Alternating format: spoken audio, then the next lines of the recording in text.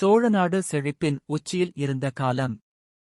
ஆனால் அமைதிக் குளரசியல் சூழ்ச்சிகள் மெதுவாக நகர்ந்து கொண்டிருந்தன. அந்தக் கூட்டத்துக்குள் ஒரு சாதாரண மனிதனாக தோன்றியவன். ஆனால் அவனின் கண்களில் கூர்மை. அவன் பெயர் ஆழ்வார்க்கடையான் நம்பி. வாய்ச்சொல்லில் விளையாடுவான். ஆனால் புத்தியில் அரசர்களையும் மிஞ்சுவான். வைஷ்ணவன் என்று காட்டிக்கொள்வான்.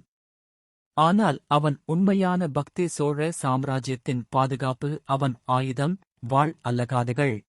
அவன் வேலை ரகசியங்களை சேகரிப்பதில்வரசர் ஆதித்த கரிகாலரண்மனை சண்டைகள் பாண்டிய சதியெல்லாம் அவன் காதில் விழுந்தது. நகைச்சுவை அவன் கவசம். யாரும் அவனை சந்தேகிக்க மாட்டார்கள். ஆனால் தனியாக இருக்கும்போது அவன் முகம் மாறியது. அவன் ஒரு உளவாளி. சோழ சிம்மாசனத்தைச் சுற்றி நடக்கும் சூழ்ச்சிகளை அவன் முறியடிக்க வேண்டும். இன்னொரு வீரன் வந்தியத்தேவன். அவனுடன் சேரும் நாள் விரைவில் வரும். இந்த பயணம் சாதாரணமல்ல.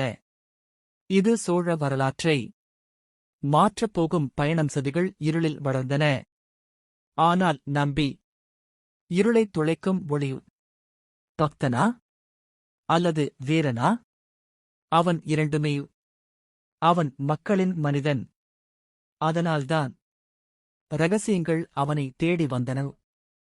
சோழ அரசியல் ஒரு சதுரங்கம். நம்பி அதில் மறைந்திருக்கும் வீரன். ஆபத்து அவனை கவனித்துவிட்டது. ஆனால் அவன் அதற்கும் தயாராக இருந்தான். வாளால் அல்ல, வார்த்தைகளால். அவன் தப்பித்தான். இது ஆரம்பம் மட்டுமே.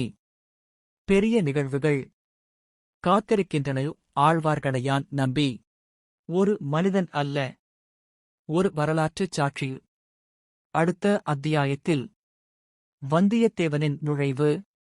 சோழ நாட்டின் விதி மாறப்போகிறதா?